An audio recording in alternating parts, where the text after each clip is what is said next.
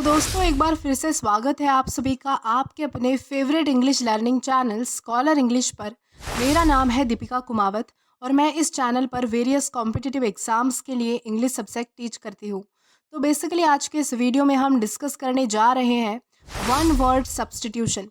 तो चलिए और ज़्यादा देर ना करते हुए बढ़ते हैं हमारे वीडियो की ओर और जानते हैं कि आज का हमारा सबसे पहला वर्ड कौन सा है।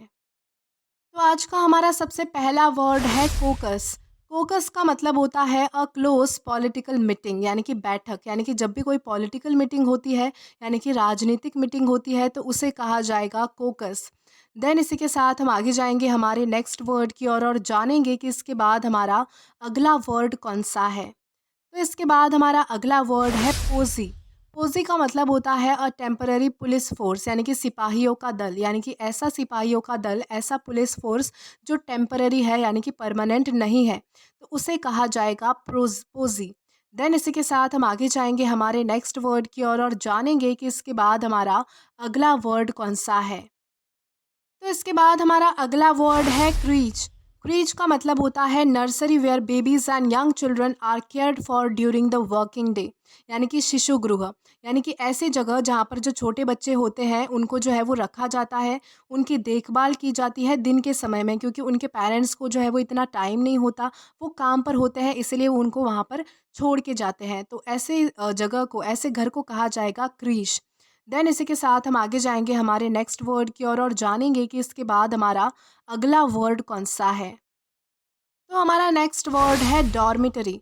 डॉर्मिटरी का मतलब होता है a large bedroom for a number of people in a school और इंस्टीट्यूशन, यानी कि छात्रावास। यानी कि कोई स्कूल में या फिर कोई इंस्टीट्यूशन में, जैसा कि आपने देखा होगा कि हॉस्टल में अक्सर ऐसा होता है कि एक बहुत बड़ा रूम होता है, एक बहुत बड़ा बेडरूम होता है, जहाँ पर जो है वो बहुत सारे बेड होते हैं, ताकि वहाँ पर जो है वो बच्चे सो सके। यानी कि एक ही जगह पर जो है वो बहुत सारे बच्चे जो है वो एक ही बेडरूम में सोते हैं।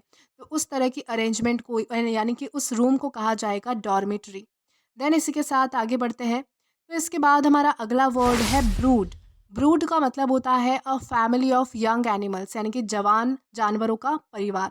यानी कि जो जानवर, यानी कि जो एनिमल यंग होते हैं, उन्हें कहा जाएगा ब्रूड, उनके परिवार को कहा जाएगा ब्रूड।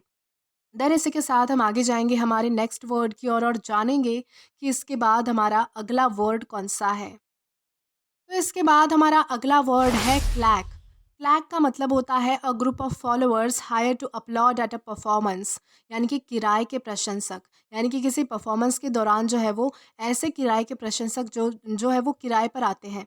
यानी कि ऐसे लोग जिन्हें जो है वो हायर किया जाता है, किराए पर रखा जाता है, ताकि वो किसी के परफॉर्मेंस को जो है वो अपलॉड करे, यानी कि उनके लिए तालियां बजाए, उनकी सराहना करे। तो ऐसे किराए के प्रशंसक को कहा जाएगा क्लैक। देन इसके बाद हमारा अगला वर्ड है टॉरेंट। टॉरेंट का मतलब होता है a strong and fast moving stream of water, यानी कि प्रचंड धारा। यानी कि जब भी कोई पानी की जो धारा होती है वो बहुत ही स्ट्रॉन्ग एंड फास्ट तरीके से मूव होती है। यानी कि कोई ये बांध हो सकता है, जैसे कि हम डैम देखते हैं, वो हो सकती है, या फिर कोई झरना हो सकता है। तो उस पानी के प्रवाह को जो है वो टॉरेंट कहा जाएगा। देन इसी के साथ हम आगे बढ़ेंगे हमारे नेक्स्ट वर्ड की और जानेंगे कि इसके बाद हमारा अगला वर्ड कौन सा है। तो इसके बाद हमारा अगला वर्ड है कॉन्वेलेसेंट।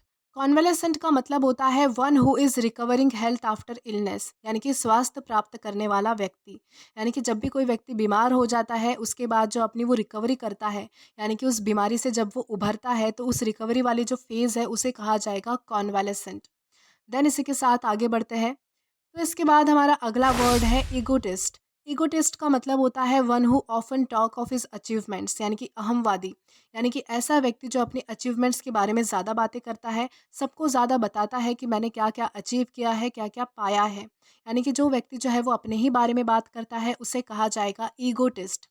देन इसी के साथ हम आगे जाएंगे आज के हमारे लास्ट वर्ड की और देखते हैं कि हमारा वो वर्ड कौन सा है। तो हमारा लास्ट वर्ड है गिबर।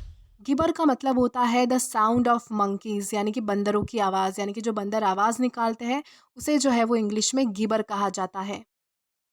तो दोस्तों आज के लिए बस इतना ही। आज की इस क्लास का पीडीएफ आप हमारे टेलीग्राम चैनल के थ्रू एक्सेस कर सकते हैं। और अगर आपने अभी तक हमारा टेलीग्राम चैनल ज्वाइन नहीं किया है तो टेलीग्राम पर English with Deepika Kumawat search करके या फिर डिस्क्रिप्शन में दिए गए लिंक के थ्रू डायरेक्ट आप हमारा टेलीग्राम चैनल ज्वाइन कर सकते हैं, ताकि आप कभी भी वीडियो से रिलेटेड कोई भी अपडेट मिस ना करें। और अगर आपको आज का ये वीडियो पसंद आया है तो do like this video, subscribe the channel and share as much as you can. और अगर आपने इससे पहले वाले वीडियोस नहीं देखे हैं तो यहाँ पर मैंने एक प्लेलिस्ट प्रोवाइड की है, जहाँ पर आप क्लिक करके वो सभी पहले वाले वीडियोस भी एक्सप्लोर कर सकते हैं। Till then keep learning. Thank you.